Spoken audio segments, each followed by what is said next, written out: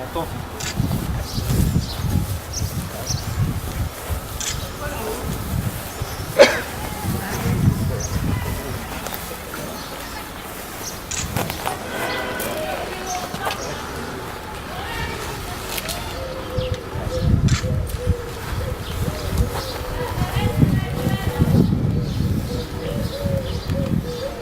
Minute de silence.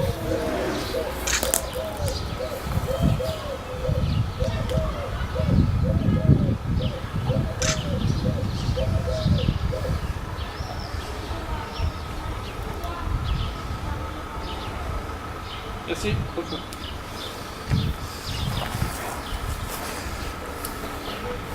Monsieur le maire, mesdames et messieurs,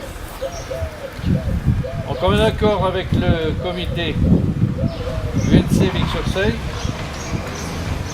j'ai décidé de faire ce dépôt de gerbes ce 8 mai à Moyenvic pour honorer nos anciens qui sont inscrits sur ce monument et avoir une pensée pour ceux qui nous ont quittés ces dernières années, et aussi à la fidélité des adhérents UNC de Moyenvic à la section de Vic. Message du secrétaire d'État auprès du ministre de la Défense chargé des anciens combattants et de la mémoire. Il y a 71 ans, les hostilités de la Seconde Guerre mondiale prenaient fin en Europe. Mais il fallut attendre le 2 septembre 1945 avec la capitulation du Japon pour qu'elle cesse sur l'ensemble des continents. Le 8 mai 1945, la France et l'Europe, dont la reconquête de la liberté avait commencé plusieurs mois auparavant, s'apprêtaient à retrouver la paix. Dans ce combat terrible qui avait opposé le nazisme aux valeurs démocratiques, celle-ci venait de triompher. Tout au long du cycle commémoratif du 70e anniversaire de la Seconde Guerre mondiale, qui a pris fin l'an dernier, la France, avec force, a rendu hommage aux femmes et aux hommes qui ont permis la libération et la victoire.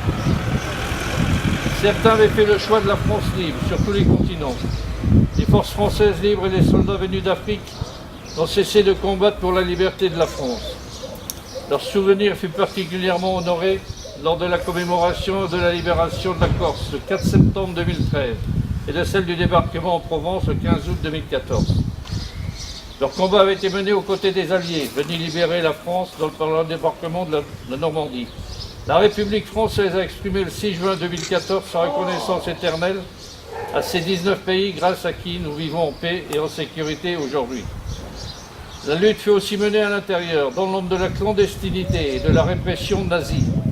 Ces femmes et ces hommes ordinaires ont choisi la résistance parce qu'ils étaient convaincus au fond d'eux-mêmes des valeurs qu'ils portaient, parce qu'ils cherchaient simplement à servir la France. Elle s'est souvenue d'eux le 27 mai 2015, lorsque Pierre Brossolette, Geneviève de Gaulle, Germaine Tillon et Jean Zay, et avec eux l'esprit de la résistance, entraînés au Panthéon. Ces mémoires de courage et de souffrance doivent continuer à vivre, au-delà des commémorations, à vivre dans les lieux qui les incarnent, tels que les plages du débarquement, le Mont Valérien, le camp de Nassweiler-Struthof, la prison de Montluc, le mémorial de la déportation, celui de la Shoah, bientôt celui du Mont Faron, et aujourd'hui celui du mémorial des civils dans la guerre à Falaise en Normandie, inauguré le 8 mai 2016. En ce 71e anniversaire de la fin des combats de la Seconde Guerre mondiale, il ne faut pas cesser de visiter et d'arpenter ces lieux qui nous rappellent aussi de toutes ces souffrances et de tous ces courages nés l'Europe libre et en paix. Un héritage dont nous devons rester les gardiens vigilants. Je vous propose de chanter la Marseillaise. Allons, enfants de la patrie, le jour de gloire est arrivé.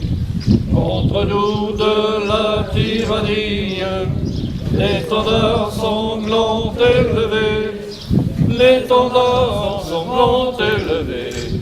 Entendez-vous dans nos campagnes, nos fils soldats, ils viennent jusque dans nos bras, égorger vos fils et nos compagnes. Aux armes, citoyens, formez vos bataillons. Marchons, marchons, cœur son affût, arbre l'océan. Je vous remercie. Bon, ça,